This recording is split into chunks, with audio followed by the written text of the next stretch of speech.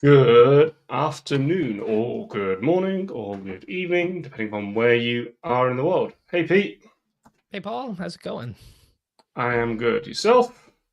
Yeah, doing good. It's been a while. It has. Well, I was thinking about this earlier on in the car that it's been pretty much a month since we've done a stream and in that month we've had, well, you've had London's Calling, we both had the World Tour, and then just, normal everyday life and madness going on. It was So kind before of we start, event. though, It was. Oh yeah, uh, go ahead. Yep, before yep. we start, quick thing. It's a happy birthday to Peter. So Oh, like we've got it officially recorded now. It's Peter's. I think agreed it was your 24th anniversary wedding, 24th wedding, 24th birthday this year. yeah, exactly. Like 24. yeah, Yeah, I 24 celebrate it every again. year. Exactly. Well, this is it. Like 24. Like I was saying to Peter just before we started that I've got a friend who, when she hit 20, started counting again. And she was, what I forgot to say was she likes to count in the French system. So if anyone who knows French knows that when you get to 20, you then just kind of start recounting. And so like it's 80 is like 80, like 20, four 20s. So I think I really applauded the way she was counting to kind of perpetually stay young. So I think we should all adopt the French numbering system for our birthdays to kind of feel younger and more youthful. There we go. Normally I'm very upfront with my birthday, but it's one of those privacy things though. Like, I just don't want to share my actual age, on my birth date. Like, I just thought you were about to say I don't want to share it's my birthday. I was like, oh damn, I'm just throwing that one out there. on a public live stream, right? That's, I mean, to me, like, it's funny. Like, I've actually been thinking about security and like privacy quite a bit the last couple of weeks. And it's like, yeah, it's fine. Like on this, like, I don't mind you saying I'm 24 because it's like so far off from my actual birthday that, yeah, no one could ever guess it. I will say that, one thing that is very nice is that I've had some people say like, well, you've aged well. So Yeah. that's always a positive thing. So Yes. Well, no. Well, happy birthday. So, and as for your birthday present, it's obviously coming onto this live stream and spending a couple of hours with us trying to bang our head against the wall. absolutely, Um, but I before wouldn't we miss do it. that, so first of all, welcome to everyone who's watching along live. We are live on both YouTube and LinkedIn today because we like to be multi-channel, omni-channel, cross-channel, around all the channels.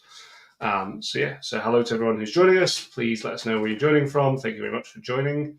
Yeah, welcome And yeah, everybody. so tangent number one: Salesforce channels. Just what I said about channel. Have you seen this? Yeah. So it's my basic understanding of it is they are replacing the chatter feed with a Slack channel feed on the record. Ish. And Yeah. I mean, have I missed something there, or is that the idea, or am I wrong? Is there Well, no, I something mean, more? I actually got this set up in a private Slack. Like, I just went and made a new Yeah, Slack workspace, and it's not on this. Like, I'm not connected to that Slack on this machine, unfortunately. Otherwise, I'd pop it right up and like show it. But yeah, so you get something that's kind of feels like a chatter feed now in your record home page. But then also equally, you can uh, you can initiate a new channel for that record in Salesforce. in Salesforce or in Slack. Sorry, in Slack. Thank you. Wasn't it the same? So, Yeah. No, so in well, Slack yeah. itself. So all right. So to make sure my understanding is clear, then to start off with, it just lives in Salesforce and it is nothing to do with Slack. It's just on the record, but you can choose to create the Slack channel if you wish. Exactly. Right. No, Okay. I take that back. Actually, Slack is the backend for the chat. So So there's if you want to chat about that record, you have to initiate the Slack conversation, the Slack channel. And once you've done that, then boom. And this is, if I recall, I got it working, some afternoon, and then I had to go off and do something. But this is what I recall is, I went into my new developer edition org, and then actually I might be able to show the org. Should I do that? I could try Yeah, logging you load in. up because I have the biggest question around this, which Okay. so hey to Jonathan who's joining us from Canada. For everyone else Ooh, dialing yay, in, good Canada. afternoon, hello, and let us know where you're coming from. My big concern and query about so I am an unabashed Chatter fan. I think Chatter was one of the best products that Salesforce released. I loved using it. Thought it was really helpful. Thought it was brilliant. If for every record it's going to create a Slack channel, what happens when I have 1,000 accounts? What happens if I have more than just 6 people and That's a 6 really records? good question. And I think Because that is the question that they're going to need to resolve about this. So I'm right with you. Yeah, so this is it, right? So here I've got my Burlington Textiles Corp. you're not sharing your screen at the I'm not moment, sharing my Peter. screen. Okay, major faux pas. Let me try Yeah. this again. Okay. Let me I'm bring glad. I'm this glad up. that you're also saying the because I was like, I'm just being stupid. There's No, you're not. surely for the one time I am not being stupid because it was the same with the service cloud use case that they kind of launched a lot of the Slack connectivity with about swarming. And I was like, that's great when you've got like 20 cases, but what if you're a call center that has 400 of them? Yeah, and where do those Slack channels go, and when do they get deleted, and all of this craziness. Okay. All right, let's put this on screen. All right. So this is Yeah, your we can see it. typical developer edition org with the typical Burlington Textiles Corp of America Mm-hmm. account that we're all so familiar with. And there it Yep. is. So there's my Slack channel over here, right? Yep. And you can actually, so yeah, you can, I guess, manage things like notifications. Here's where you have your chat. So I've already posted one message. But Can you then, post yeah, GIFs so from Giphy? oh, that's interesting. Yeah, actually. Did the Oh, apps work? I know that emojis. That's because emojis are that'd be Unicode. I'm all in interesting. the apps. If you were to load up a custom emoji, I don't know if it would surface that here. I don't. It'd be interesting to see how far they've taken that. Yeah. But Anyway, yes, sorry, go. so right now, because this is the one account that I enabled this for, and that's as far as I got, there is exactly one Salesforce record channel in my Slack organization. And I'm sorry, I don't have the sign on for that on this machine. So I'd have to, if we're really bored and we want to go back to this once we've beat our heads against the code wall for a bit Yeah. and like play around with and see more of this, we can. But yeah, so right now there's a single channel called Burlington Textiles Corp of America. There's a separate section for all of the Salesforce record channels. But like you're right, like then what? What about 1,000 accounts? What about 1,000 accounts with 50,000 opportunities? Like I don't see anything yet. And while I say that, before I sound too critical of Salesforce, I will admit I raised my hand that I've not like copiously dug through the No. documentation to understand like if they've maybe planned for this. But like, are you really gonna have like 60,000 channels if you've got like that many records that have an initiated Slack channel? Because I go to another account, let's say all accounts, Dickinson PLC, right? So currently, there is no channel. Oh, this is interesting too. Connect existing channels. So ostensibly, I could go to Slack. Again, I don't have the sign-on Yeah, information no, that's fine. handy. Different Yeah, but you machine, could. different password manager, unfortunately. But yeah, so if I click on create channel, like now I can have chatter for the record, or the sort of analog of that. but now I've also created another channel in Slack. Yeah. So how do you manage that? I think, so one of the steps that you take is, for every single user that is going to use this functionality, they need to have their own Salesforce account and their own Slack account. And those two things do get connected either via the Salesforce record ID or through a SAML identifier. So Yeah. like, so you make that connection, and my understanding is it's supposed to support record level security or sharing, right? Mhm. So I think that, my take on this today is that the orgs that are going to benefit most from this are ones that have really good, well-defined, working uh, private sharing for most of the records they do this with. Because that way I'm only going to see the records that matter to me, right? Mhm. And then like I'm not going Yeah. to see all of the 50,000 other ones that don't. So I think, but and then the other question I have is, are they going to add visibility features? So, maybe I'll only see open opportunities or open cases, and I won't see Even closed ones. even with the sharing model though, like I mean, if you imagine, Oh yeah, the yeah. average sales representative at an organization manages around 50 accounts, probably more than that. So It's that's, a and the problem I have is it's a list. It's just a list. It's yeah, yeah, it's a lot of interesting to see. channels. Anyway, sorry, that was diversion. We haven't even got into the original point of Yeah, we didn't talking even about. plan on that one, but No, I didn't. It just happened to yeah. be a bugbear. Like I saw it on LinkedIn a minute ago and was like, I think this. Yeah. Yeah, no, So it's so they've clearly invested a lot to make this mhm, work.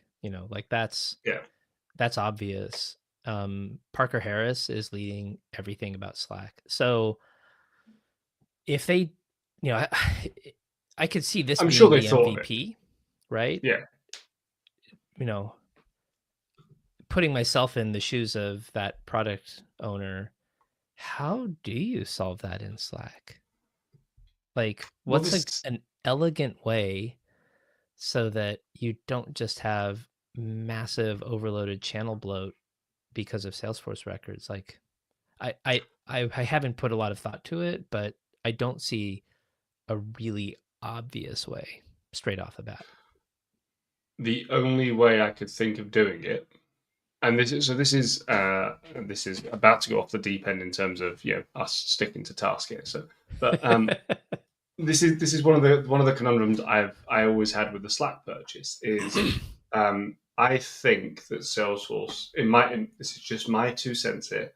I think Salesforce would have been better off building a messaging app in on platform Hmm. rather than buying it. Because the problem you've got there, and I agree with you, like when you say how do you square that circle is I use Slack on the desktop app, I use Salesforce to the Salesforce UI. Those are two UIs, and you're kind of trying to merge them.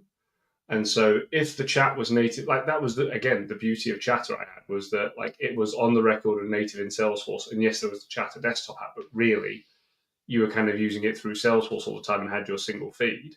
Mm-hmm. It wasn't meant to be for real time messaging. It was meant to be for kind of like status updates and posts. I suppose Yeah. if you're trying to make it so you have more real time chat, you need that to live in Salesforce against that record and um, not impinge upon your other systems. Like Right. because Right.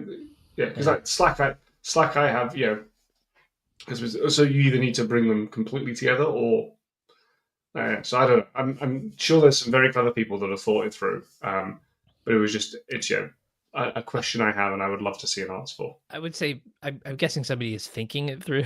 I don't know that they've quite thought it all If through just yet. if not, Peter and I have very reasonable day rates. You can contact us.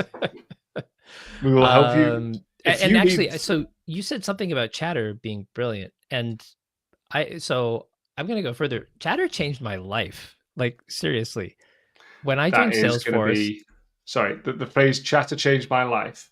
I am going to snippet that, and like that is going to be like just your new little tagline: Peter, chatter changed my life, chitin. But it's true. It's totally true. So in 2010, there I was, like joined Salesforce, and Chatter was brand new, and Dreamforce was being planned, and I didn't have a lot to do as an employee. And so somebody was like, "Hey, you're going to Dreamforce." I was like, "Okay, cool. What's Dreamforce? What is this thing?" Just go sign up for it. And so I signed up for it, and somewhere in the sign-in process, there was a sign, go and do like Dreamforce Chatter, because it was the first year they did Chatter for Dreamforce. And again, being a new employee, onboarding, but like sometimes having free time to just sort of like get on there and see what was going on, I totally connected with the Salesforce community, such as it was at the time. And like it's defined my career in the Salesforce space, that I got connected with folks like Mike Gerholt and David Schock and Gary Palmatier and Amber Boaz. So I connected, like these people became people that have been in my life now for like over 15 years, because Chatter was added to the Dreamforce experience in 2010. Yeah. Yeah, So well, there you go. I mean, you've one up me there definitively on my chatter being amazing talk by going with it change your life. But it and is. actually I'll just go on. So I discovered that there was a developer relations team through Chatter in Salesforce because Pat Patterson posted about it. I would not have been working for developer relations at Salesforce if Chatter hadn't existed. It was an amazing way to connect with your entire company. It's And fantastic. It's so good with running an SI partner. I did all my project management through Salesforce and Communities, and having Chatter meant that you could just have little updates on there, little posts. You could update the record, mention people, assign. Oh, so yes. Well, anyway, Chatter changed my life. There you there go. we go. And It's true. I've found the new banner feature that we can use to scroll. Peter, Chatter changed my life, Chitin. Yeah, I mean it's the truth. What can I say? As sad as So some people might find that. So we were gonna briefly talk about the events that have happened and Yeah. kind of some of the things we've seen, people we've met. So obviously the first one there was London's Calling, which I was unable. Oh, there you go, thumbs up for that. I need to remember to turn those damn reactions off at some point. I think I have it turned off. Yeah. Whee. So you're gonna do that one? No. Oh. Boo. Okay. So London's Calling. What was that like this year? Because I was unable to attend, which is I've missed a couple now. Like not too regular. I think I've missed like two over the entire 10 years that it's been going. But it always makes me sad when I miss them. So yeah, how was that? Oh, it was really, really great. I came away from it super energized and feeling super connected with the community. I didn't get to a ton of talks. So I had a talk with Girish Lakshmananan from Processity, and that went really well. Got some great feedback from that. Yeah, what else? Anything? Yeah, so it was my first time attending as a employee of Salesforce Bend, so kind of being there with the rest of the team who were in attendance, like that was fun as well. Yeah, it was really good. Had some fun conversations, some fun chats, connected with some folks I haven't seen in a while. It's kind of the usual, and Yeah, still. it's like it's our home conference, right? So I always feel like it's a bit of a homecoming experience. Yeah, it's one that I try and make every year. But yeah, this year I was an idiot and double booked myself. So Yeah, I it happens. won't be doing that again next year. I will give someone with far more intelligence control of my diary than me. So is So that yeah, ChatGPT? Is that just anyone that isn't me. Like I'll be honest, like I'm sure I could. Yeah, I'll give it to my stuffed dog on the table. It'll be much better turn than it I over am. to your AI overlord? Yes, my AI overlord. Well, speaking of AI, we did hang out together a little bit, which was nice to see you. I'm going to say in the flesh. That always sounds weird, but nice to see you in real life. Yeah, Um, yeah. when we had our brief kind of Beetlejuice moment on the Friday, which is I happened to be stood chatting to Sarah Metcalf. I mentioned Peter, and we both said his name, and then he then appeared pretty much out of nowhere. Uh, so if you ever want Peter the Chatter Chitten to appear somewhere nearby, just say his name 3 times near a mirror, and he'll appear. What was that on? Because It that was was a on date. that was the Friday evening in the. I'm trying to remember when that was. Was that? It was literally it was at the Fox, just as we were all kind of wrapping up at the end. We went. Oh God, I did so many Peter things can't remember that and is confused I about it did. because Peter was actually at a train station 30 miles away, and then we just said his name and he just happened to reappear. I remember that but I'm trying to like place it. That's the like I did so many things that week. I have to Yeah. go back because London's Calling was the Friday, right? Mm-hmm. And then Yep. the next Monday, I was hoping to do the open source commons, but I had to Mm-hmm. cancel. Work was way too busy, and I had other things to do that week. I went to actually, so the night before London's Calling was the speaker dinner, which was lovely as usual, Mm-hmm.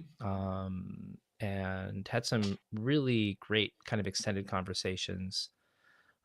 Met up with Steve Simpson, he is kind of like the sort of field CTO, like chief architect, like customer facing guy for Copado, and Mm-hmm. he's been a mainstay of the CTA community. He's one of the founders of Cactus Force, Oh, and he's cool. done a whole bunch of other things, but he's talking a lot about how to deploy Data Cloud.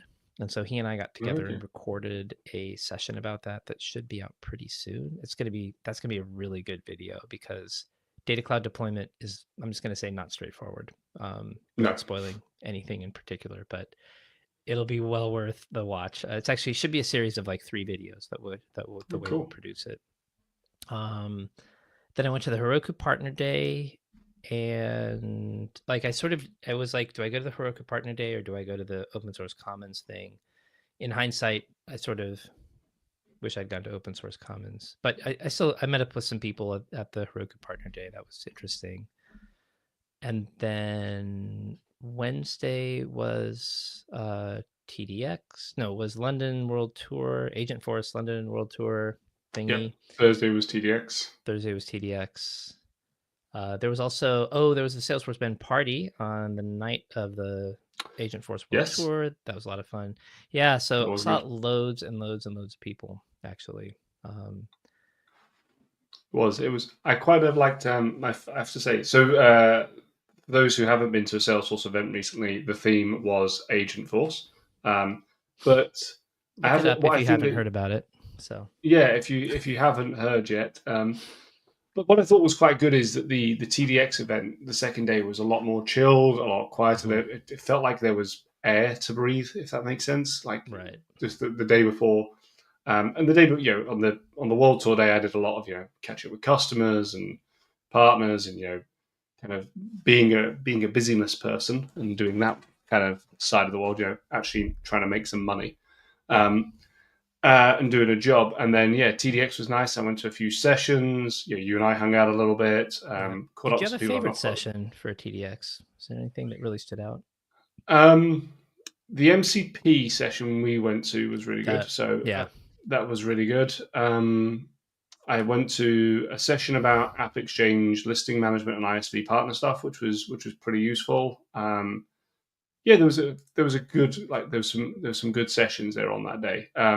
I'll be honest, like I one of the difficulties I find, and it's just me, is that going along to events, I tend to definitely do more networking than sessions, mhm, and that's a personal choice to do so. Like because a lot of the places, the sessions are recorded, um, and I think it's really important to go and see the speakers and see what people are saying and learn from them. yeah, Um, but yeah, I like for me, it's a chance to kind of catch up with a bunch of people, meet some people, make some new friends, and things like that. So I try and spend a bit more time doing that. Because quite frankly, now I'm paying for myself to go. If I'm not down there, I'm not working that day. I'm not earning money, so I might as well be down there trying to advance the cause, as it were, in other ways. It Yeah. was really good. The Ben party was good fun. Good to catch up with a bunch of people there. Hang out with some friends that I've not seen for a while. I think that the hardest thing is just it's the madness of coordinating. Like there was a moment on the Thursday, no, the Wednesday when we were obviously sort of arranging to go to kind of towards the Ben party. And like I had about 5 people texting me, just like, "Where are you? What are you doing?" And I'm like, "Well, I'm here with this person. Do you want to come join us?" And like, "Oh no, I'm going here. Do you want to join us?" It's like, "We'll see you where we're both going." And it's just lots and lots of groups going off. It was fun though. Lots and lots of agent force. The MCP session was good. Seeing that, I think that's going to be really interesting to see how what's going on and see how that comes together. I thought there was some good content as well around some of the more core features. So Louise did a session that Amanda, my wife, went to that was really good about like profiles and permission sets and kind of that Oh, migration, good. which is a topic that let's be clear is not, and this is no shade on Louise, it's not exactly a topic that nobody's ever spoken about. I know Louise has spoken about it like sort of 20 times, but it's still a really important topic for people as to how to deal with that, how to manage that, because Yeah, I mean that's like it's anybody who comes and like learns the platform needs to know how that works. So yeah. yeah, exactly. So it was a good event and a good day, and it was say nice to catch up and hang out with some people and meet up with some folks that you don't see all that often. Yeah, I really enjoyed the MCP A to A talk. And I think that pilot that they talked about looks really like I'll be interested to see who Yeah, they get to sign up for that for Dreamforce and like who they put on stage. Um, yeah. There's a blog post that I haven't read this yet, so I'm going to post this with the caveat I have not read this, but uh, there's a now I think former community member. I believe he's actually changed roles now and has left the Salesforce space. Anup Yadav. oh, and I think I think Anup has now left the Salesforce space, if I recall yeah, correctly. yeah. Um, what is he doing now? He is now He's uh, working for some sort of like enterprise AI company, I thought. EMA, AI agent employees. Yeah, so it's like an enterprise AI company. Anyway, he's a very very smart guy, very very clever. I'm just going to post a link to his this blog he wrote, but it's all about kind of the different protocols that there are out there and how they will kind of define what's next in AI. Interesting. Very worthwhile having a read of that. I haven't read it yet. It's on my of my 9,000 tabs. It is one of the many ones I have to read through. Yeah. It looks good. It was good to see that session, see what's going on. On the I think go on, sorry. Oh, I was going to say on the core platform feature side, I caught a session on parallel platform event subscriptions. Ooh. This was something I thought was super cool because previously, like if you added 2 subscriptions to a single platform event, both subscribers would get all events, right? Yeah, So if you wanted to do a kind of like pool that distributed the platform events for processing across multiple subscribers, yeah, you would basically have to like do all of the like deduping and routing and distribution. Like you'd have to get the subscribers to essentially talk to each other yeah, in order to not all process all the same events. So this now you're able to create a sort of a pool of subscribers that will basically distribute the different events amongst each other so that you can have parallel processing. It's the first instance that I can think of something like a thread pool in Salesforce, actually. Yeah, that's interesting because or multi-threading? one of the things that's always been interesting around platform events. So I years ago did a proof of concept for a multinational pharmaceutical company on Heroku with AMQP, which is an advanced message queuing protocol, Oh, literally okay. AMQP. Right. And there's a version called RabbitMQ, which is like a Oh, popular yeah. Okay. implementation of Yeah. it. Yeah. And it's kind of high performance messaging. And so what we were trying to show is that we could scale up the ability for them on Heroku uh, to to kind of go in and accept many connections at many different times through different workers. And so it was a fun little project because we had the aim was we were able to show that we could process at scale we could have seven different instances processing messages at scale, and we had a certain threshold we needed to meet, and we could do so doing it. And it was so the seven different instances all had names after the dwarves, because of course you've got seven, so what else would you name them? And it was such a fun project because we only got to use, have you ever used Siege? It's a testing No. No. tool which Okay. allows you to send just like volumes of requests per Oh. second. Okay. And Yeah. so the idea was that we would be able to show that once it hit a certain threshold, it would spin up another instance and show how that did it, and kind of do that dynamic provisioning and load up and load down. And then we also had effectively, have you ever heard of Netflix's Chaos Monkey? Yeah, Um, I have heard of Chaos Monkey. Yeah. yeah, so for those who aren't familiar, Chaos Monkey is a tool that Netflix have that, and I'm going to destroy what it really does here, but in an instant goes in and takes certain pieces of the network down um, in their testing environment to check their resilience for things. So it'll just be like, okay, the account system's offline. What are we going to do? And like, test that they've developed a service strategy that allows them to scale back up rapidly and not have downtime. And so we had a very similar, much simpler thing that kind of would be a random error generator, so that we would just take an instance down every so often, and we could manually do it if we wish to, just like pressing a button and killing it.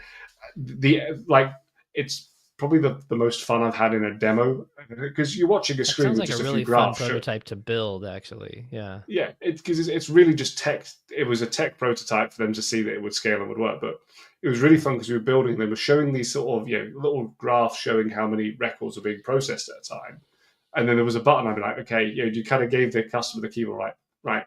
That little slider there lets you scale up how many events are going through at a time, and this little button here under each one allows you to kill that instance if you want and just see how it works.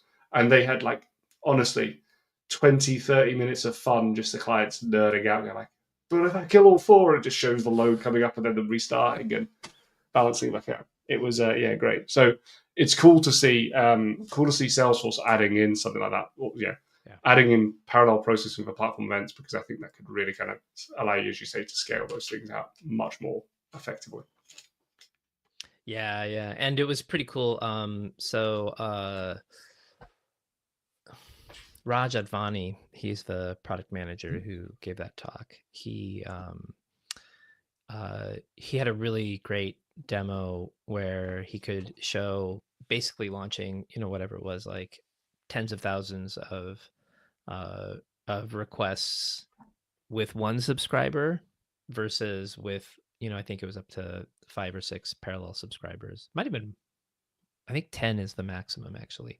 So I think he Yeah, had stood up 10, and then you could actually see how having just the one subscriber, like, you just got like this huge backlog of messages, and how the overall processing like just became exponentially worse versus when you had the parallel subscribers, because you could essentially effectively shunt them off into processing each in their own, parallel instance. The overall processing was just way faster. So yeah, there's a good demo. am I not correct that platform events have a bigger batch size as well in the triggers? So when we have so triggers for Yeah, that regular sounds right. is Yeah. 2,000 rather than 200. I just checked it and googled it, but yeah, that's cool to see. So, well, we should probably talk about what we're here to go through today, which is we're Sounds stuck. sounds good. Yes. So let's just bring everyone back up to speed as to where we were a month ago. So we've been developing our Do you little want to app. actually bring up the project? Because we could Yeah, actually sure. show bits of it as we talk about it, I think. So we've been developing our little app here. I'm just going to click hide there, and it's going to move my screens around again because it always does. So we've been building our little application here. This is going to be our Salesforce CLI plugin, and I'm just going to run here. So we called it MDX, which is our metadata generator, and we've got different generate commands. We have generate app, permission set, tab, and we were building out a broader one. So we have create app, permission set, and tab. And we're building out this broader one, which is going to be app generate application. And that was going to kind of do a bunch of things. So it's going to go away and call generate on a custom object, generate on a permission set, generate on a tab, and then generate on our app, and kind of build all those things together. And so, in fact, the object one already exists, so that should be really easy, right, Paul? It should be. So let's just show a quick example here of create app. Okay. So we call create app, and it just says hello world, and it probably has created a very empty app for us somewhere. Has it? Do we have to give it the parameter? Yeah, it's created an empty app with nothing in there. Undefined.app. It's because I didn't give it a name. So if I call that's cool. That's my favorite app. So if I call this Peter, then it should go in and you can see Peter.app has been created. Okay, so it works. It functions quite nicely. It does what we want. And I'm just going to delete these because I don't need all my test outs. And what you can see here is we then started to do our generate application command. And hey to those new people joining us and dialing in, thank you for joining us. Let us know where you are watching from as well. And thank you very much for joining us today as we start trying to figure this out. So we were just saying we started building out our metadata generate application. And if I come here and if I'm just going to comment out this line, okay, for 2 minutes, and we're going to go here and you can see what we've got is if I do mdx create generate app, we've got a couple of questions. So we have a question that comes in, what do you want the app to be called? And we're going to call that super app. And then it asks us, what do we want the name of the object to be? And we're going to call it super object. And it's not going to do anything else. Well, it's actually going to start, ask if it starts with a vowel. We say no. And then it kind of finishes. And you can see here that our super app has been created. But this line here that I've kind of commented out is currently failing. So what we can see further up is that because we've got our MDX create app kind of command in the same project, we can just call that. We can import it and we can call it MDX create app, and we can pass in the flag for the app name, and it works fine. What we were trying to do is figure out. Say again, sorry. I said, or so we thought. So we thought, well, that bit works fine. What we were then trying to do is there is an option which is the run command option, which will allow us to kind of run a command in the command line to do that. And it doesn't seem to be working for us. I'm just going to cut this to what I'm going to do actually. So what we should be able to do is pass in a command and this operate. I'm going to actually just, not that. I'm going to just paste this in. And what I'm going to do is I'm going to remove these options and I'm just going to try seeing if it can do any commands at all. So if we try doing MDX. What's the one for the use? Oh, I was going to say generate like the current user connection information. Well, so I first of all want to test. So this is a really good thing to discuss. So first things first, this is just not working. Let me just show that it's not working. And then I'm going to take a step back and we're going to talk about how we start to debug this, because I think I've just jumped ahead of myself a little bit. So if we then run this same command again, we get our generate app, and we're going to call it another app. and then we're going to call it another object. So the app works, but it then errors because it's saying command schema generate S object is not found. And if I call SF schema generate S object and give it a name, it's -L for super object, it will then start running through and ask me, oh, this command is required to be run from within a Salesforce project directory. No surprise there. Yeah. Because we're not in a project directory. But the command at least exists. So the conundrum we now have is this error and how to get this wrong, because this notation here, and let me just zoom in a bit because I realize it's quite small, is based upon, and I'm not sharing this screen, so I'm just going to stop sharing and reshare the window. We reshare the entire screen, is based upon our ability to call commands directly. So this is the Oak Cliff documentation. And so there's a couple of ways that they mentioned. You can call commands directly by importing them and referencing them, which is what we've kind of done. But you can And also... just side note, Oak Cliff, for those who may not have watched the previous one, Oak Cliff is the engine underneath the Salesforce CLI, amongst others. Mm-hmm.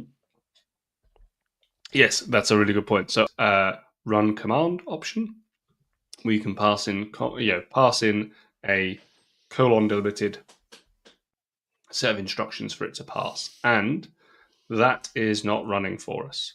So we try running that, it's not working.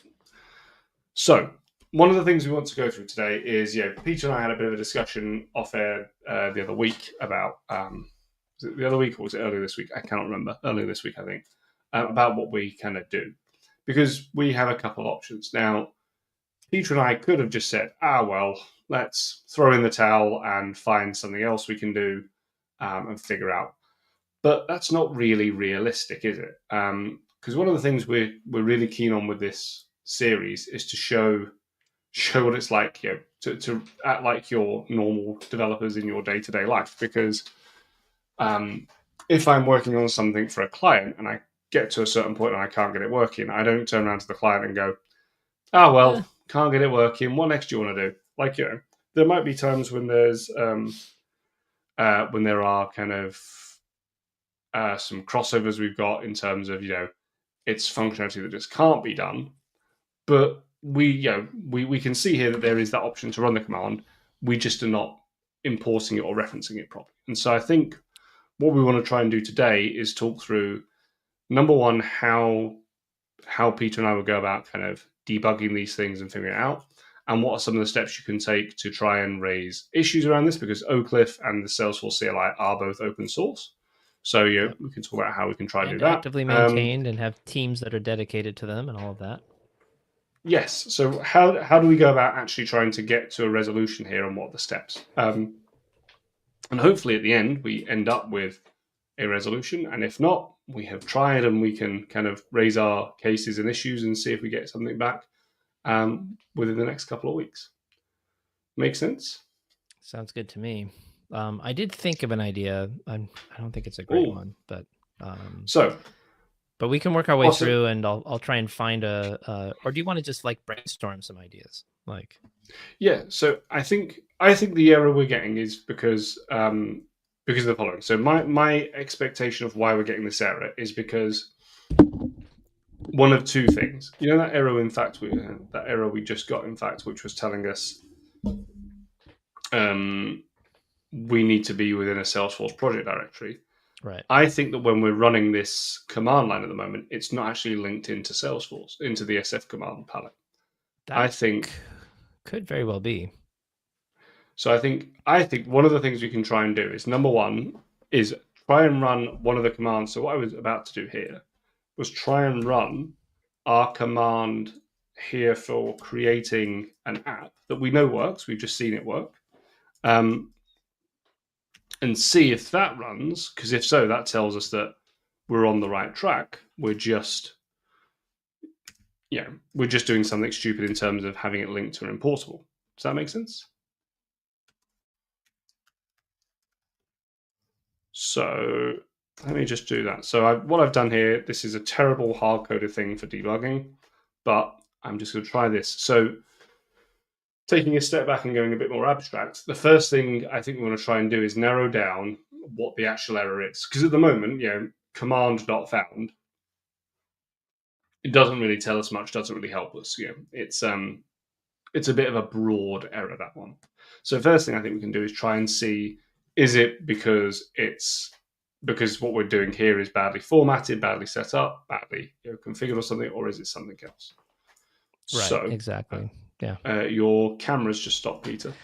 Yeah, that's because my son is getting something from behind me. Okay, so. that's fine. No, I was just checking that you were aware. Yep, it's all good. So we're going to call generate application, and we're going to call this dummy, and we're going to call this dummy again, and hello. You can see that it is actually called our test string one. So can we see that I've now got the super app, or the dummy app, which is what I called it there. But this command here, Right. where I've run mdx create app test string, or testing because I can't type properly, that has created our testing app. So this Okay. works. We just don't have access to that module. Right. So it's something about this. It's something because we're not linked into the SF CLI properly yet. So yeah, I mean, could it just be that? Yeah. So does it work to execute a different command that is a sort of core command, but doesn't need Salesforce? For instance, like create project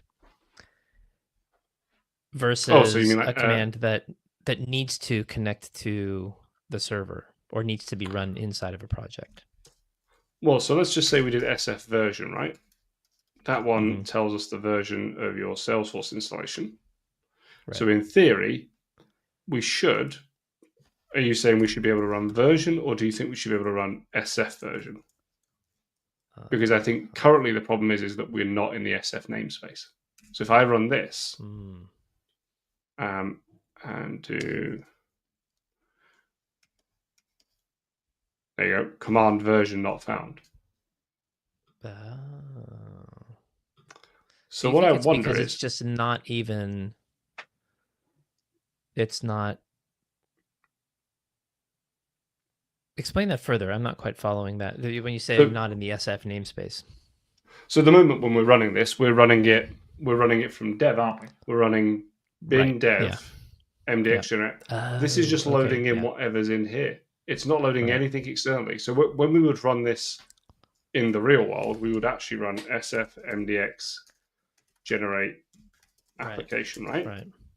But at the moment, we're not in that space. We're just doing our development work. So I wonder Could we, if there's a way for us could, to link it to then try it. there is supposed to be a way to link an in progress command to SF, like, as you're developing it. I don't remember the way to do that, but I recall from trying to build a plugin before that should be, Yeah. unless that was, So no, I'm thinking of actually Oak Cliff, I think. But if you can link it in Oak Cliff, then you should be able to link it in the Salesforce CLI too, I would think. so yeah, I'm just trying to figure out how we can do that. So how to integrate your plugin. So that's Try Doctor. That's Doctor. go to debug your plugin. It could be under debug your plugin, or possibly code plugin maybe. But Oh, launch versus attach configuration. Here we go. That's fine. That's everything there. Debugger test. But if we go to this one, I think the words launch and attach have excited me. Nope. And that's it. what about under? Oh, no, under, or test your plugin, So, yeah, I'm trying to or is look that just here for going to be the about unit tests? tests. Yeah, I'm trying to look for the publish your plugin page. Oh, I see.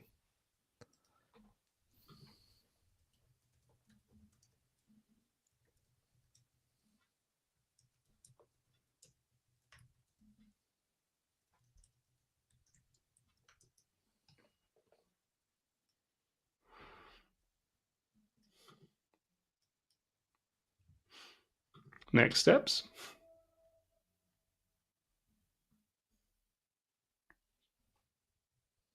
It must be this integrate then. Oh, that would make sense. Yeah. So this includes the doctor command that you can run if you're having issues. We're not having, well, I mean, we are having issues, but it's not what I was looking for.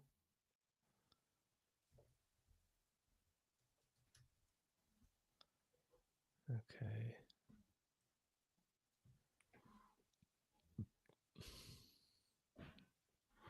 So those are about tests.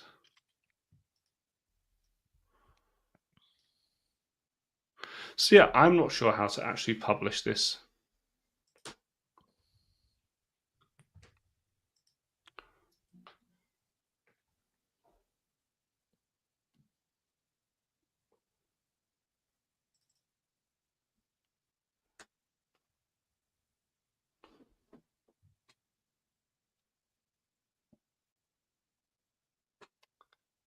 Yeah. So I'm doing some poking around too. So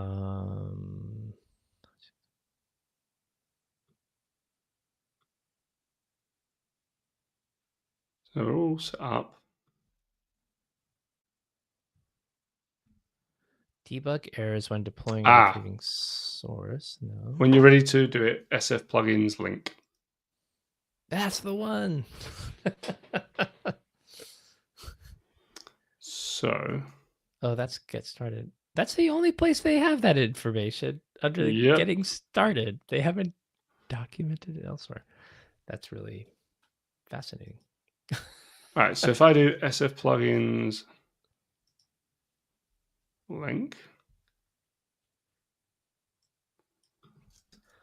Plugins link. See where that shows up.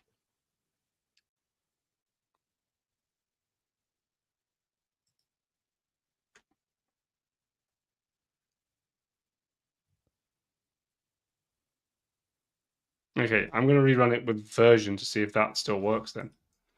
Or still errors.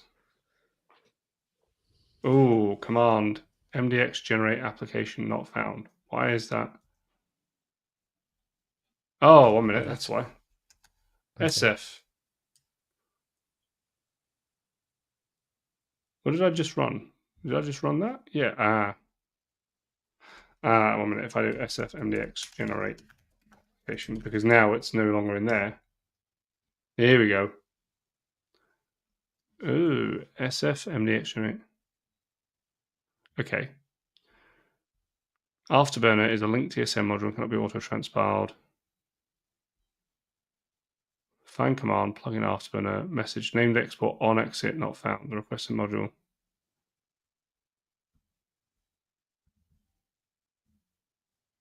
Interesting.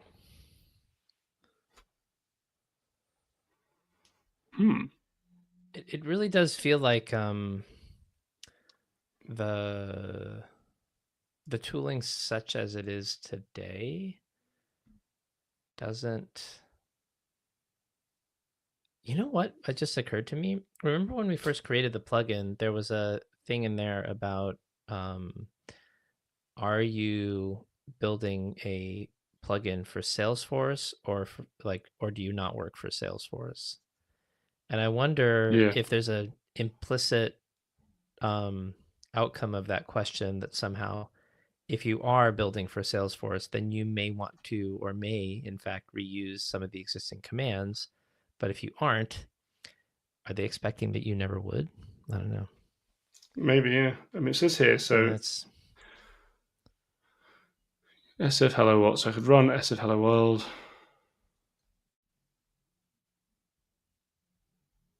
That's expected. You had that error, so that's fine. Yep, that's fine.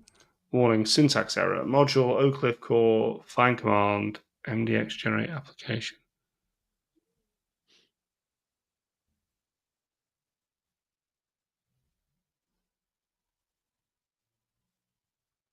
Interesting. It doesn't say what line it is or anything. It just says.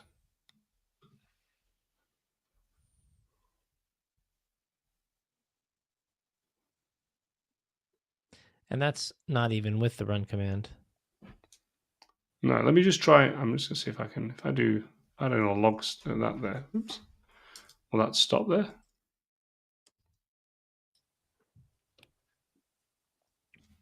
You know, it's doing us the same thing. Named export on export.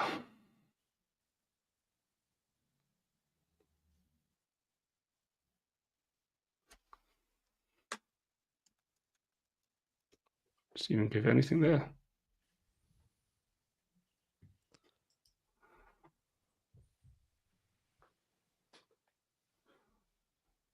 Okay, MDX create seems to be fine.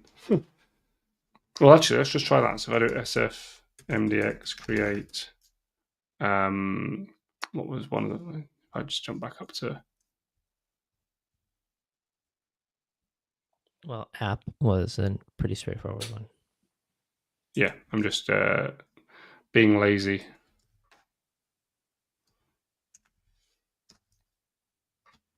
Yeah, so it's the same error still.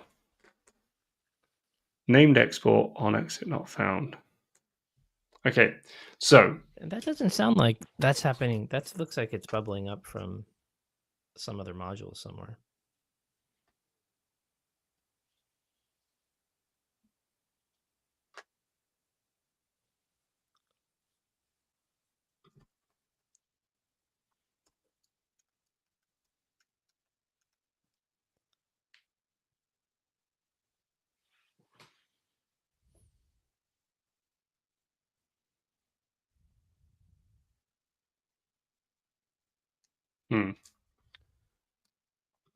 Requested module signal exit, which may not support all modules.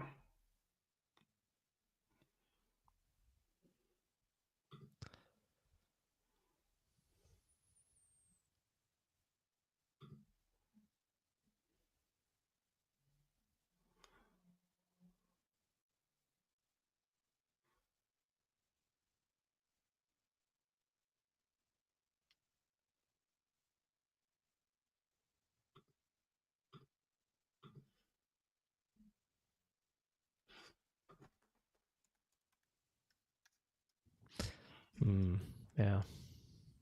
Yeah, no, it's erroring everywhere. I'm just trying the default hello world command, and it does run it, but interesting. 1 minute. So there's only a warning for the others. See what I mean? So that one's just a warning for hello world, whereas for the others, it's actually throwing an error, isn't it?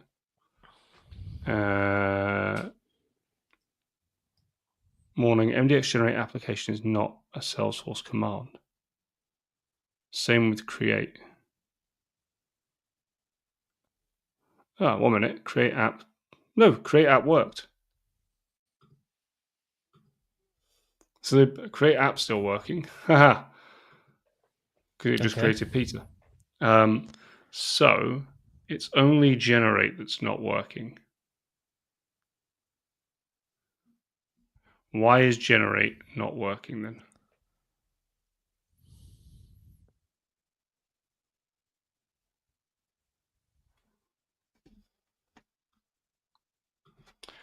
And I wonder if it is because, let me do this. If I do SF plugin, was it link dot? If I do unlink dot, right, so that's going to unlink Afterburner from it, which is fine. So uninstall that. So there's something here it said about running a yarn build command. Okay, do you want to hear one possible alternative? Yeah, go for it. That occurred to me. Mm-hmm. I mean, it's ugly and it's brittle. Okay. I mean, there must be a library in Node that just allows you to put together a command on the on the shell and just like shoot that out. Exec A. There we go. You can do. I think that will raise all sorts of security warnings. Yeah, I mean, like I said, it's ugly and brittle. Oh yeah, I'm Yeah. not saying that. I'm just what I'm wondering is let's just try building it and see if that does anything. Okay. Yeah. Which you just said it ran one script, no license field. Great.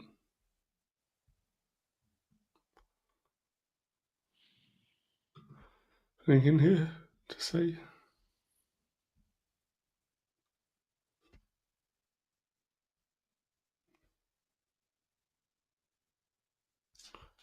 I assume that's finished. Let's just try yarn and yarn build again.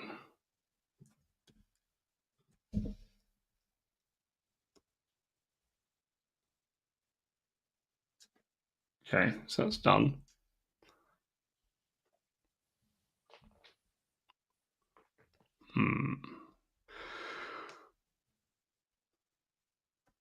So let's just try the linkage again.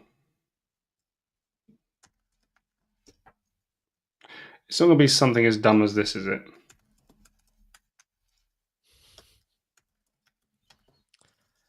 Always good. It's a terrible message, so I appreciate that's a terrible message, everyone. In Postgres. But then in Postgres. in progress, Yeah. it works. It works. So if I do SF plugins, sorry, you can see I'm the laziest typer in the world. Okay, and then let's do SF MDX generate application now. Yeah, it's still saying it's not an SF command. Whereas if I do SF create SFMDX create app,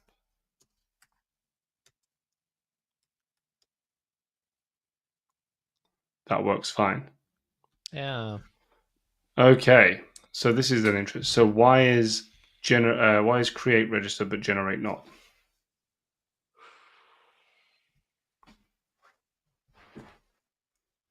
Just unlink for us to. That's really baffling. And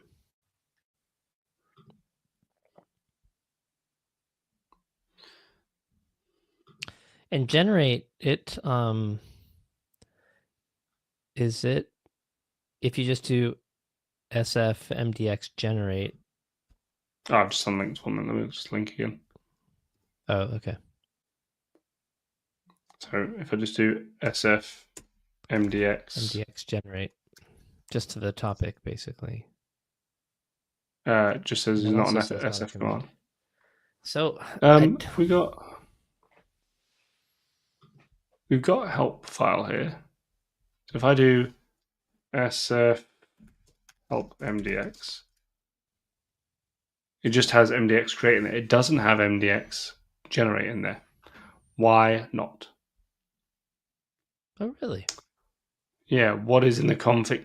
What is in the config that has not created that?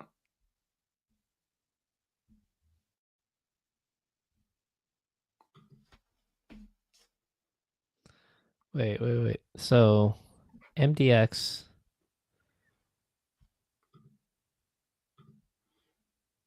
generate. And what did you say was missing? If I do the help here, it just has MDX create. So it has this subfolder, but not this subfolder of commands. Okay.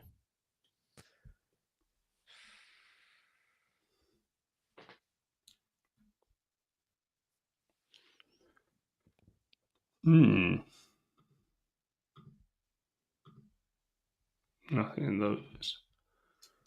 So why would it not add more commands?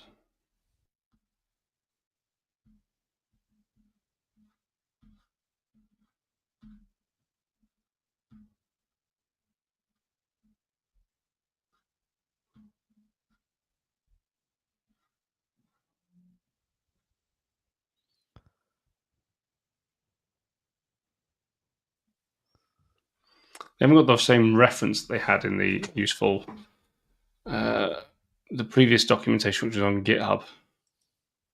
Mm-hmm. This document, no, not that one. This documentation. They've said they've migrated everything to the wiki, but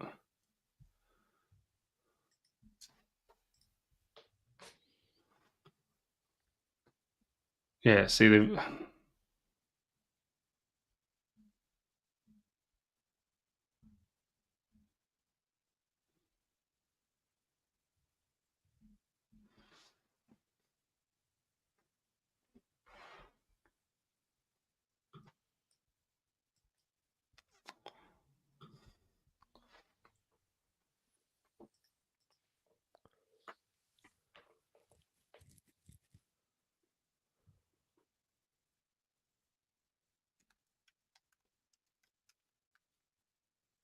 Oh no! In that.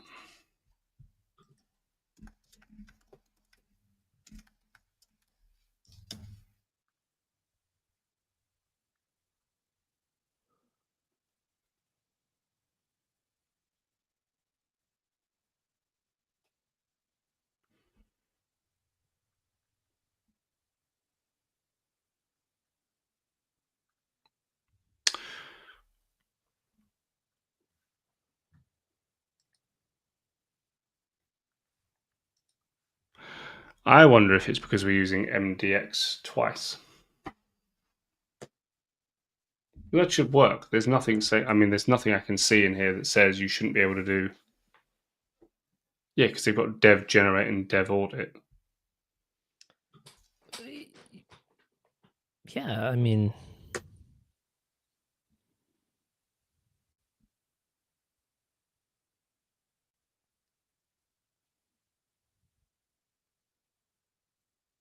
because that's the syntax, right? There's the SF command, there's the plugin name Yeah. or identifier, then there's a topic, and then there's a command.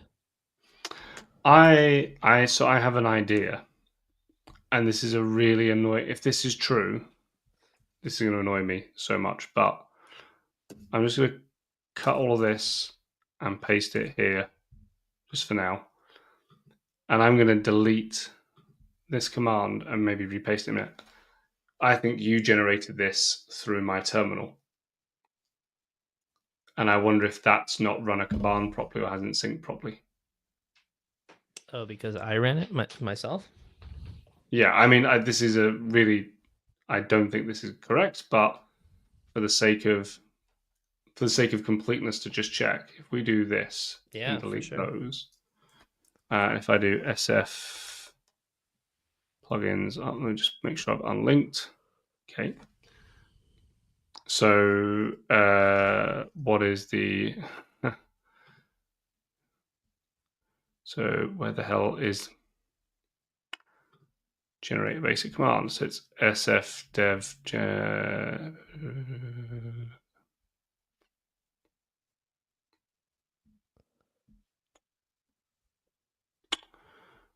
more commands. I don't like how they've changed this layout here, honestly.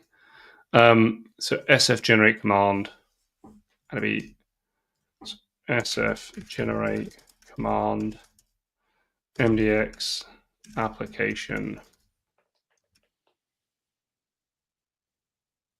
mdx generate application, right?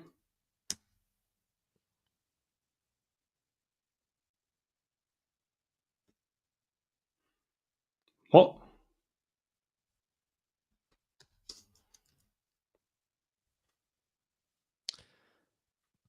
SF dev generate command. Dev generate command.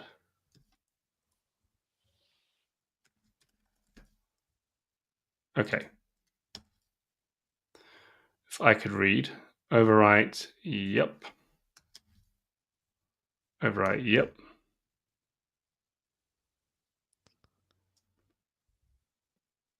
Okay. So we now have that. MDX has been updated. We now have generate and we have application. I'm just going to paste in the following. Okay. That should be okay. And we're going to go back here. And if this is it, I'm going to be so annoyed. So in testing this, you're just trying to sort of isolate like another potential factor, which is Yeah, so what I'm trying to do here, sorry, yeah. I'm on live share, and Yeah. I was the one who actually created this through live share. Yes. So what I'm just trying to do here for those watching along is just try and see if we can get it so that there we go. Now it's got the command there. So you see now how it showed up here. So let's run the command again and see if it gets working. SF mdx generate application, and the flag is. Oh, there is no flags. I thought it was -m. Yes, -n debo. Okay. So it's gone through and it's run that. It's run version. It hasn't done anything with the version command for obvious reasons. It has not created our application though, interestingly. That hasn't run this time.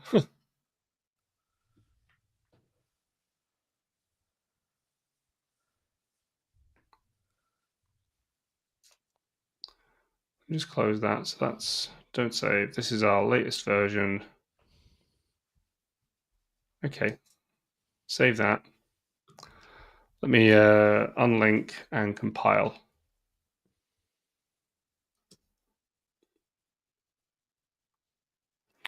And the command was it yarn build, I think was yarn build that does everything. Yarn and yarn build. All right, so that's going in. That should build our stuff.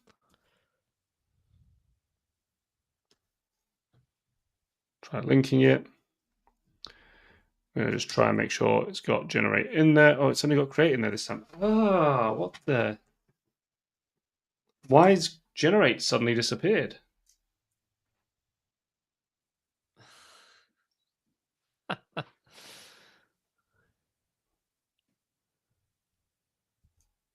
What is running that's causing that to happen?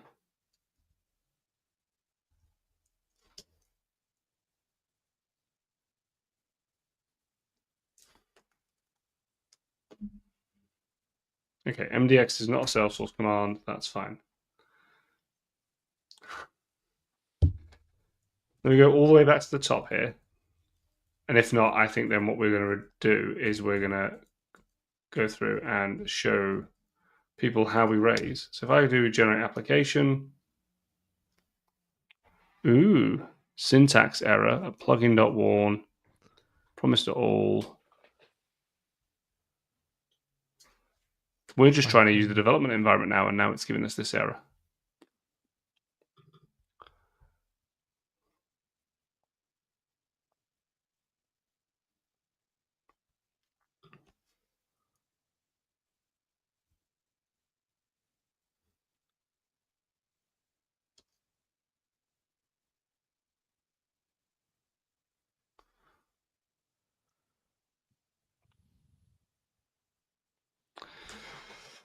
I think I'm more confused now than I was about an hour and 13 minutes ago.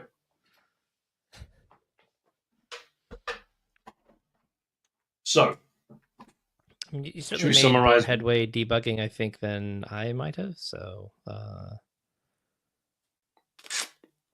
guess it feels like there's some things we definitely do know. Yes. And that it isn't easy. Unless we're missing something, it's not easy to incorporate an existing command and reuse it in your own command line. Well, what's really perplexed me is, I'll tell you what I'll do. Let's just do this again for the sake of completeness. So don't save that. We're currently not linked. Okay, SF mdx. MDX is not a Salesforce command line. Okay, so it's not linked, and I can call unlink again just to make sure. Okay, dot is not installed. So the plugin is not installed. I'm just going to go away quickly here on my Notes app, and I'm just going to paste this code into a note so that I don't lose it. Okay. What we're going to do is let's just delete application and generate. Oops, not all of them. Thank you. Let's just delete these again and recreate the command. Because this is the bit that confuses me most, if I'm really honest, is that how it kind of works and then doesn't work. Okay, so that's fine. And what I'm even going to do is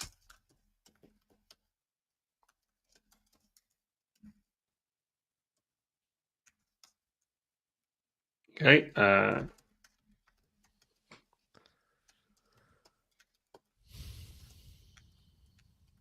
But you saw that it did appear and actually show up on there, didn't you? The actual command. Yeah, it showed up in that list here. Let me explain what I'm going mad waffling on about. So this one just says topics mdx create. Right. Up here, before we ran build, we had topics mdx generate as well. So I'm wondering why that's been got rid of. I'm wondering, have we done something daft that's got rid of it? Like, has making a change got rid of it? So let's just run this generate command again. And what I mean by that is the dev generate application. Oops. So it's a good thing you're working on a feature branch. So. No, I'm not. But hey, it's fine. I know. I was just joking. Look, we're doing it in life. Screw it. What's that? There you go. That video. Okay. So if I do the dev mdx generate command application, this should now run and just say hello world. All happy with that, aren't we? I'm going to now commit this as the base generated command for application. And it's going to do its thing. Probably should have added everything before I did that. Cool. Okay, and we have a clean working directory. Now what we're going to do is we're going to try linking these. So, which was link dot, wasn't it? SF link. SF link space dot, yeah. SF plugins link. Oh yeah. Okay, plugins. So that plugin now exists. So if I now do SF MDX, I've got MDX create app, create permission. Oh yeah, okay. So I've got all of my options on there. Beautiful. Okay. Okay. Okay, and if I just run that again, I'm just going to call the bottom one, generate application. It says hello world. All right. We are good with that. Okay. Now, my question is, do I need to unlink before I make any changes, or can I leave it linked? I think, reading the documentation here, link.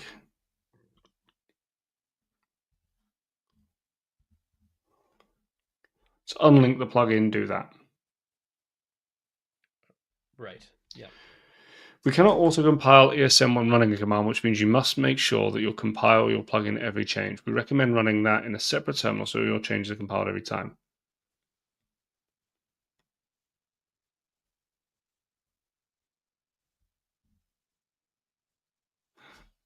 So I say we unlink.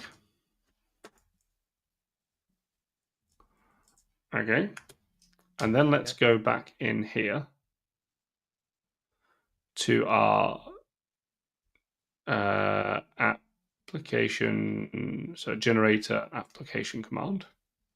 And let's start by just importing. And so apologies for all those people kind of watching along at home who are watching me copy from another screen. I'm going to import input and confirm from the other libraries.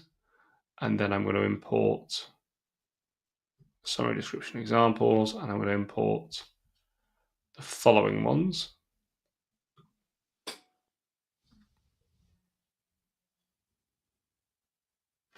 So what I'm going to do is I'm going to import all of these. all of this, which is from the word return and above. So be there, and we don't have any flags. That's fine. Okay, so I've got all of this, which is our previous run command. I'm just gonna remove that. Okay, so let's see if we can at least get it to generate our object. So if I save that, if I run, just going to run this in dev.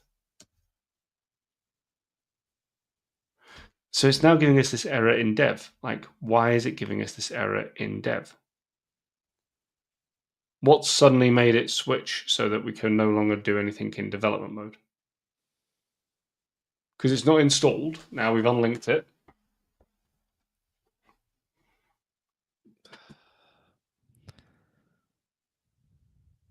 If I try linking this now,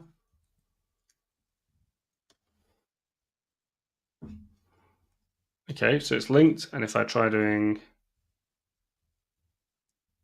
sfmdx again, it still has generate application. It just does the hello world. It hasn't done the build. So if I now go and do the build, is that going to be the thing that fixes it? I do yarn compile.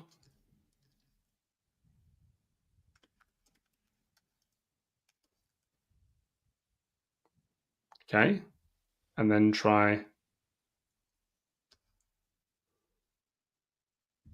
And look, it's disappeared again. Generate's gone.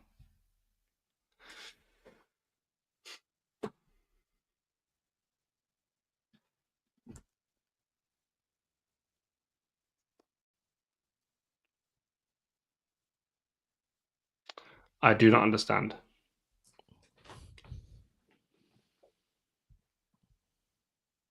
So, right, let's do the following. We are at we're an hour and 22 minutes in. So, Right.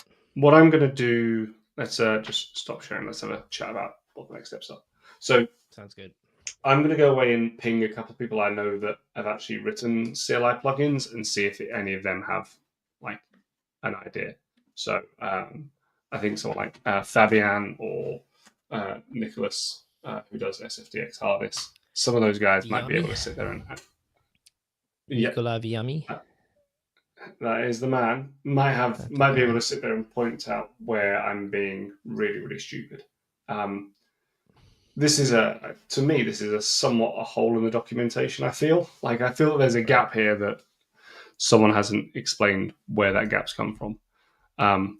But that's fine. So we have about half an hour left. So I suppose we have a half an hour left on the plan stream. So the options are, Pete, we can go and talk about some other updates and things that are coming through, or we can finish early, or do people have questions that they want or suggestions?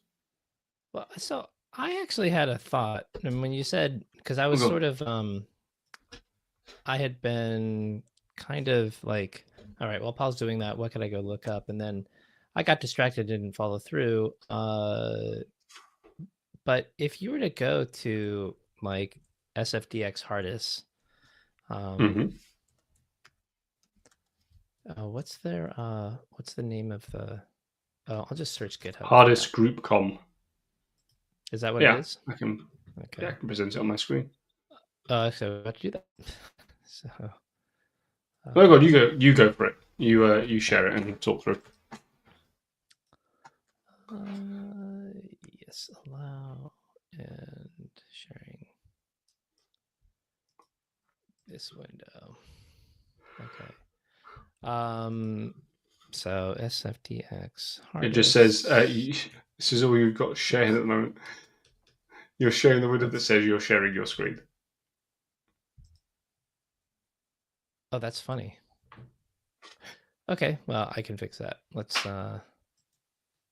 I think it's because I reused the screen that actually has StreamYard in it. So let's try again. Present, share screen, and allow. And go there. That's better. Yep, there you go. Can you zoom in a touch for? Yeah, Those it of sounds us like a with the good idea. hard of seeing.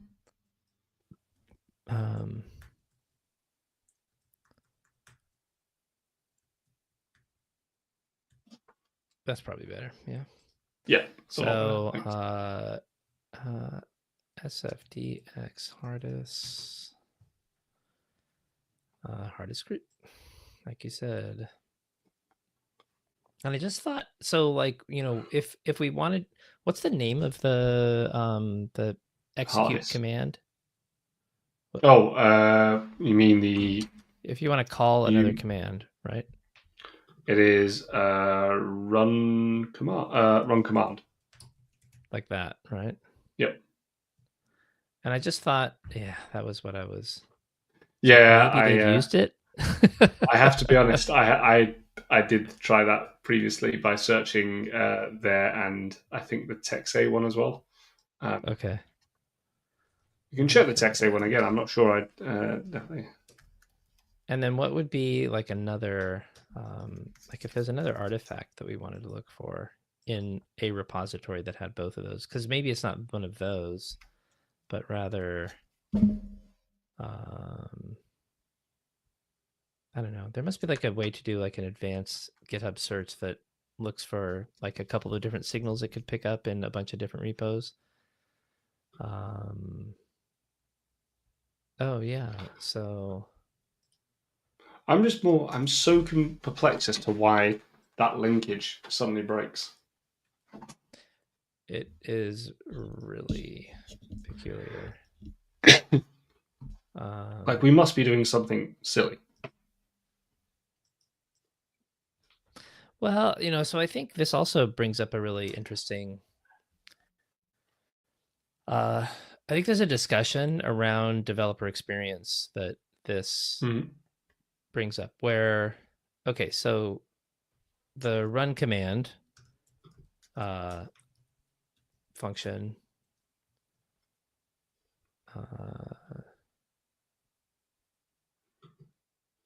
zero repositories. And I did do that correctly where I'm not actually searching. Yeah, I'm searching all of GitHub. It doesn't look like anyone's used this. No, I mean, Oh wait. Yeah.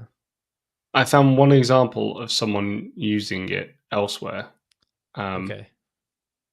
and it was in an issue. Oh, there you go. What's that one? SFDXCLI hooks incomplete.ts. Which one? A little bit further down, like fourth, fifth one down. Not John Daniel. A couple more down. That one. Okay. Return config.run command.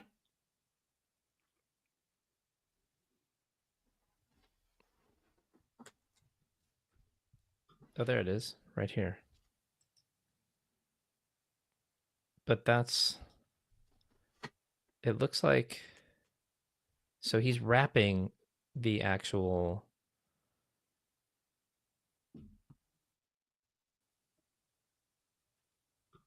right? Am I reading that right? He's doing run command. It's quite small still. Sorry, so it was I'm struggling to read it. Oh, sorry. So it looks to me like he's using run command, but then he's wrapping the, like, he's somehow like wrapped references to the Salesforce CLI in his own function. Oh, wait. But this is part of the SFDX Oh, that is the CLI. SFDXLI. No, no, Oh, no, there you no, go. no, no. That's no. I take that back. It's Puyanafisi, is the actual. So yeah. So this is somebody's custom something or other. Yeah, I don't know. Anyway, the so it looks. I mean, if we could find this to standardized ID, search for this symbol. It's from Oak Cliff That's Core. Oh, it's from Oak Cliff Core. Yeah, you can see top line number 9. Oh, thank you. Yeah. All right. Okay. Damn it. So he's using some other abstraction to do this. and maybe there is a key in that. Okay, to what I was trying to say about developer experience. You build a tool that you expect developers to pick up and go and do something with. Like a good developer experience means that like it's fairly straightforward to incorporate, to use. It would behave in a way that's not unexpected. And I would say what we have encountered is something that behaves in a way that is unexpected. And so Yeah, I just think, I think this is a point, and I'm not trying to say this to slag off anybody on the Salesforce CLI team or any of the product team or anything like that. But, for anyone who's listening, who's maybe thinking of building a developer tool, especially if you want other developers to pick that up and customize it, whether it's a public web API or a library or, anything like that, building it in a way that makes it straightforward and not surprising for developers to pick up and use. In other words, it works the way that the language and the framework and all that stuff would work as expected. yeah, I think that's partly my kind of conundrum here a little bit is I think that we've that last error. I mean, yeah, you get errors in development all the time. That's part and Yeah. parcel of parcel of it. I can't understand how that linking step we've just done has caused the has caused it to disappear. Right. That's the bit that's really kind of perplexing me. Is what about linking that command has then caused that command to disappear, and why? What have we done? What step have we not taken in between? Mm-hmm. So yes, I think my action is to go, or my plan is to go away and try and see if someone who has built another CLI plugin before will actually help us, because I'm sure. Yeah, I can't believe that we're doing anything too out there. It's not like Mm-hmm. we're doing anything crazy. Um, but yeah, it just seems a bit strange. I think if Yeah, there's indeed. anything else we could. Um, trying to think if there's it's that linkage. I'm just trying to figure out. That's the thing I can't get, is that unlinkage.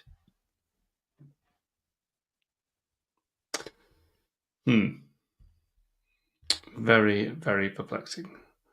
So, They well, seem to have while hit a we have impasse.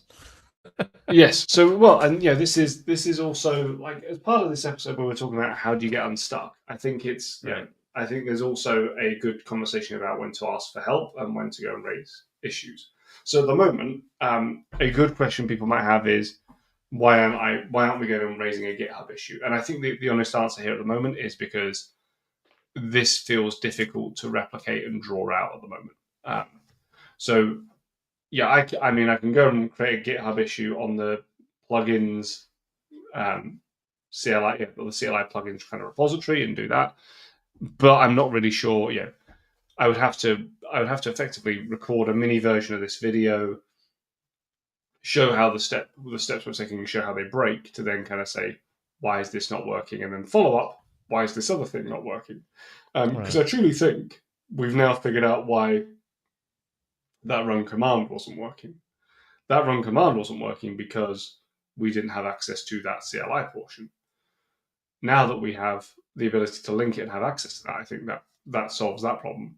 The problem we've now Right. got is why can't we get generate to appear in our CLI in a consistent manner? And what are we missing? We might be missing something, that we're just removing something daft and going in there. But it feels very odd to me that that's kind of happening. Yeah, indeed. Hmm. It's a shame too, because So I really liked this idea. yeah, well, and it's also strange to me that like we're getting the error where we can't even run it in dev now. That kind Mm-hmm. of feels even more kind of even more confusing to me is that And if I try running the dev command, and I'm just sat here now trying to do it in my terminal, I still get the same error that mhm. the command is not found, and I'm not sure. I'm not sure what linkages then meant that that error is that command is no longer found. Import Oak Cliff Core meta URL. Like, yeah. Just another thing, I thought you'd said you'd reached out and you had heard back from a few people. Um, I reached out to someone who said they'd done a similar thing. We're going to look into it as to how it works. but I think they haven't come back to me yet, so I okay, can always give yeah, them a nudge.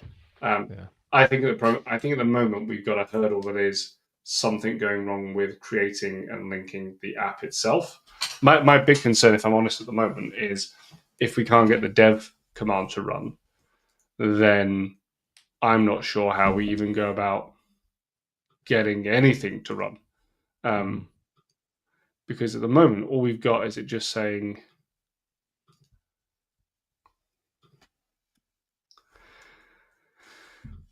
if I do that, does that now work? And No. do you want So to share that while you're doing it, or? so I'll be honest. All I'm doing is going in a loop, just trying to like run the same command again and again and again. I'm a little bit in the. You've heard of the definition of insanity, which is you know, doing the same thing again and again. And expecting different results. Yeah, and that's kind of where I am. Is a little bit insane.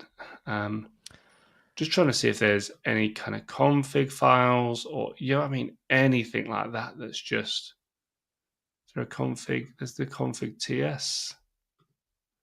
Nor attributes, attribute names, suppress booleans. That none of that's changed. None of that has changed. Because it's saying now that it cannot even find that command as the developer. And that's what really kind of perplexes me. The generate command. Yeah, the generate Yeah, application command, it's now erroring, yeah, saying it can't find that as a developer. And that's where I'm like, well, you could 2 minutes ago. If I try to create command, I right, wonder if that right. sfmdx Because yeah, create. it broke before. What? Because it was failing on the actual S object command.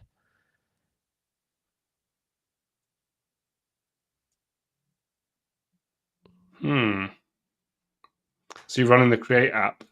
It kind of gives some stuff, but it's giving a lot more output than it used to do, and it's just kind of doing the hello thing, and that's about it. It's but it's running though. It's at least recognizing it and running. Whereas for the generate one, it's just not doing so, and it's Right. definitely in the right command line area and everything else. So I'm just really perplexed as to why it's not in there. So yeah, so look, we could spend hours sat here just watching me bang my head against why it's not. So I think so. To kind of go back to the point I was saying, we could go and raise a query on this on the CLI repo, which is as Peter's pointed, not on the CLI, on the CLI plugins development repo, which as Peter has pointed out is well maintained, and looked after. Um, I think that could be a good idea as a step as well. What I'm gonna do is I'm gonna go and clear out this. I'm gonna basically remove the generate application command again. I have it. I Right. have what the work we did saved A in the repository, but B elsewhere. I'm going to clear that out. Check that I can get it to generate and run it in development. If I can get that to occur, then I'll feel a little bit happier that I can then sit there and start to try and replicate things. And I'm also going to try and reach out to a couple of more experienced CLI developers and say, hey, what dumb thing is happening here and why is it not coming through? Yeah. And Indeed. see if there's got to be some linkage, something silly that's going on here that doesn't tie up. And until we figure out what that is, we're kind of at an impasse. So if we end up being, and there's a very real opportunity here that we come back in 2 weeks' time and Peter and I are still at that impasse, in which case we will come up with another idea of what to do. I think we'll move on at that point. Yeah. yes, we'll find. Yeah, we have other ideas of other cool things to build. Um, to wrap up, I have actually got something I was doing that was open source earlier on. It was a cool little Oh, thing to nice. build, Okay.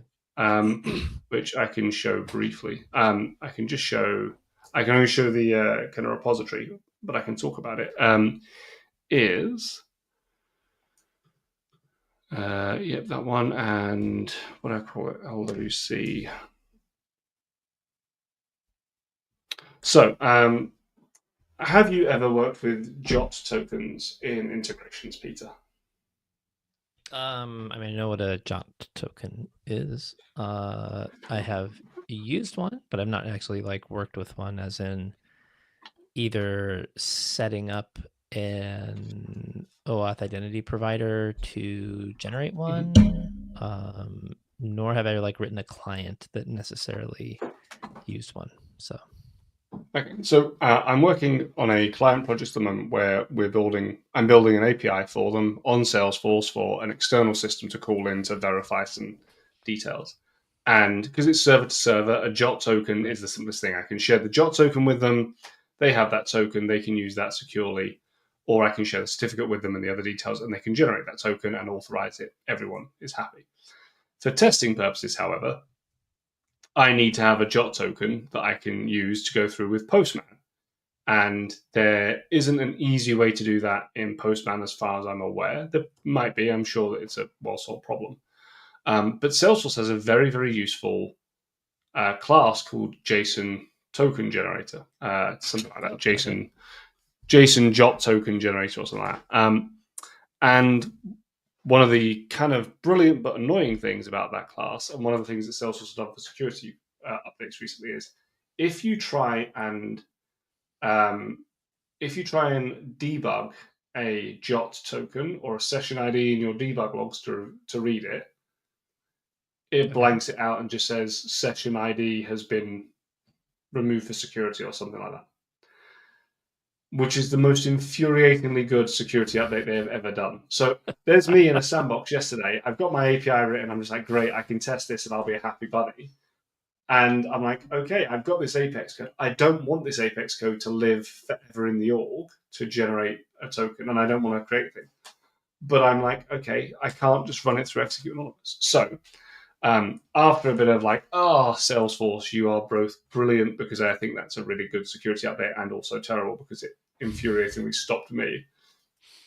I've gone and created a little Lightning Web component with this Apex controller as the backend that will allow you to generate JOT tokens and see them in the UI. So, Oh, so you can and actually it will like just, get your jot token and share it with your client, your customer. yes. Yeah. So, I mean, and I want to be clear here for a real production instance, the team who are using the other system should go away and generate the token correctly themselves. They should, you should be able to send them the key to the certificate and they should be able to go. But in Salesforce, you can actually generate them by saying, I want to use this certificate I've created and I want to use this client ID and the issuer and the audience and things. And so it's So really like good. a So self-signed certificate then? Is that, yeah, or yeah, do you? yeah, Okay. yeah. So in certificates and keys, you can just click create certificate. Nice. And yeah, so it works. It works nicely for that. So yeah, it's a little open source thing I'm going to put out there that is just to solve that stupid problem of I'm testing and I need to generate. And in the real world, as I say, your other server should just have the private key and be generating the JOT tokens correctly that way. But for now, this is a nice way of saying I'm this Salesforce user. I want to use this token and I want to generate a JOT, and it allowing it to do so without kind of falling to pieces. So yeah.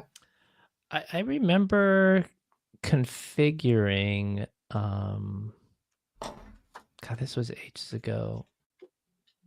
I was setting up, I think, some kind of CI process or something like that for an org. And whatever I was doing, I had to actually generate the JOT token Mhm. for that.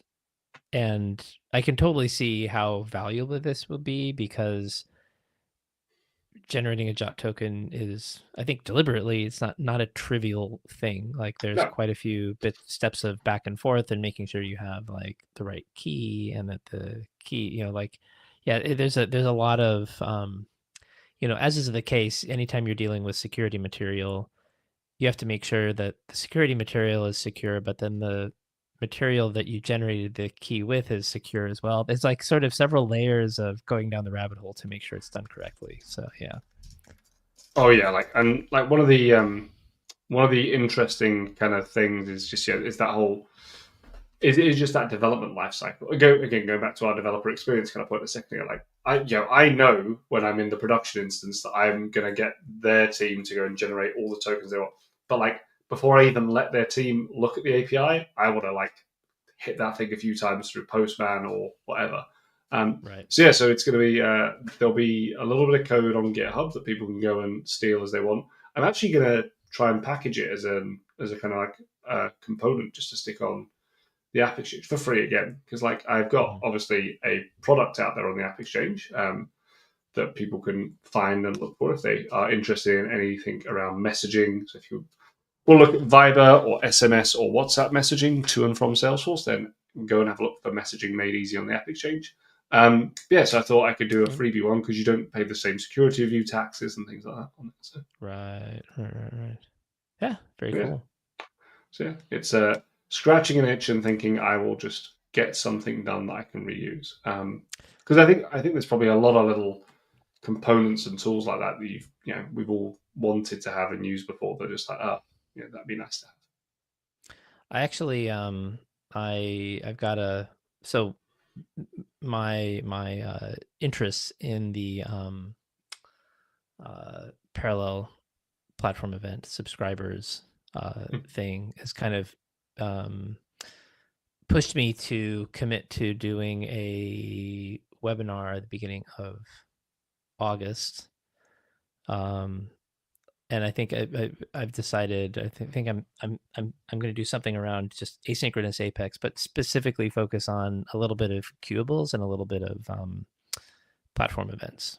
Um, Oh, cool. That'd be just interesting that, to see. and specifically the platform events, so that I can kind of add on to that um, a bit with the parallel event processing. I thought about just having parallel event processing be the webinar, but I mean, there's probably enough there, but I think covering more will just attract a broader audience more likely. So I'm going to be Yeah. trying to build some codes and some examples around that, some code and some examples around that over the next month. Yeah. What I think could be an interesting kind of one to see is remember I mentioned Siege earlier on. Yeah. Mm-hmm. So search for Siege is going to bring up Tom Clancy's Rainbow Siege. Siege testing tool, Siege test server. So like honestly, everything just giving me more gaming service here. Siege, it's a HTTP load tester, right? It's a fantastic little tool. What you could do is with Heroku, have a little, or with do it on as an Apex REST endpoint, even, have a kind of publicy Apex REST endpoint that you get Like get the Siege to. audience to hit it. Well, you could get the audience to hit it, or you could get the audience to. But like, even if you, I mean, you'd need thousands of people. I mean, I'm not sure what your audience will be, but you'd need tens of thousands of people to really kind of have it split the parallel. But you could sit Yeah. there and just you have Siege and you just use it to kind of just go and play around and just start nudging it up really really high. I had thought about just like throwing together a little Python client for Salesforce that would just like totally hammer it with hammer a Salesforce org with requests to fire off a bunch of platform events. But Yeah. if there's a tool that already does it, fair play. Maybe that might be a good way to go too. Yeah, like it's just a simple command line tool. You tell it like you basically tell it go here, hit this endpoint, and hit it this many times. Now, I want to be very clear. The reason I mentioned Heroku versus doing an Apex REST to start off with, and what I would still suggest to do is use Heroku, is because if you start load testing a core platform piece, Salesforce will probably shout at you and won't like it. Didn't don't I remember there being someone in the community once that like suggested that people try and hack Salesforce for some like initiative they were doing, and it just kind of didn't go very well. Do I remember Yeah. that? There was somebody who We don't have basically to go into details. I'm just trying to say, no, I I think won't name any names. But yeah, somebody uh I forget why, but basically challenged anybody I to think I attend remember why. Salesforce. They What's were, they that? were trying to. I think I remember why it was. I will tell you the specifics off air. Sorry, everyone, but I believe that they were promoting Salesforce as a platform for their new venture, and to Mm, prove that Salesforce was the best option, they were just like, nobody can hack it. Try and hack it, and Salesforce security were like, sorry, no. Like, yeah. that weirdly got flagged up. Yeah. What's funny is like I know the person well, and Mm, they had actually like as they were doing it, I think they said something like they sent me a message, like a DM on some channel about it, and I was just like, I can't help you with this, man. no, this is way above my pay grade now. Yeah, exactly. So, but yeah, like the head of platform got involved and basically like had to issue a public statement that actually this has nothing to do with Salesforce and we don't know who this person, like this was not done for us. Yeah, And I think, they were I don't know what like all the consequences were, but it was an interesting episode. Yeah. there was don't don't word to the wise. It's a good yeah, word to end on. Don't suggest to the world to pen test your platform provider. Like no, that's not a smart typically idea. not good etiquette. I am one of the things I would love to do if I had like enough. Yeah, if I was like a millionaire and didn't have to do it, I'd love to really get into like security and like penetration testing and like there was a podcast I used to listen to, I haven't listened to it for a while, called Darknet Diaries, and it was just interviews like hackers and red teams and penetration testers and all this sort of thing, and it was so interesting just hearing some of them like Yeah. talk about like what they do. But the best ones are the people that like they're very good cyber experts, but their actual best skill is going and breaking into buildings. And I'm just like, Mm, I would love to like people that get told that they like, listen, we want you to test our resiliency. Please see if you can get in, and they're just like going dressed in overalls to try and just pretend they're like a new janitor or something and getting as far as they can. Crazy. yeah, I love like cybersecurity. That could be like an amazing Netflix series. It's just like every like red team slash white hat hacker, combination, social engineering, slash yeah, like I know there's some really great ones inside of Salesforce as well, which is why Salesforce is like you don't hear a lot of like things that have happened as far as Salesforce being compromised. Salesforce rigorously Oh yeah. trains and tests their employees to be aware of this from at every level. So they've really got their head screwed on right about that, which I actually talk about because so I wrote an article. You heard about the data loader breach? Yes. Yes. Yeah. So this was something that I've been kind of fascinated with over the last month and wrote a little bit about it. Um, and I think just word to people out there, like, there have been people out apparently social engineering folks with the keys to Salesforce orgs and getting them to install compromised connected apps into those orgs. So if you have some connected apps and you're not sure what they do, be a good idea to find out. Oh yeah. Speaking of which, I have just thought of another solution to this problem. Which, if you could just type in your credit card details into the file feed, let's just see if that works. Maybe it just needs payment. Oh man, yeah. It's it's crazy, absolutely crazy. Well, we'll finish on that note of trying to unsuccessfully get Peter's credit card information typed into the stream. Maybe next time, who knows? You always keep on trying. Um, Well, thank you once again, Peter, for being here. Thank you, everyone, for joining us today from all around the world. I hope you've enjoyed it, even though we didn't actually get I think we got somewhere, even though we didn't get our solution. And we'll catch up with you in 2 weeks for the next episode, where even if we're not fixing this, we'll have something new and exciting to work on. Sounds good. Thanks, Paul. Thanks, everyone. Remember to click subscribe, and we'll see you next time. Bye now.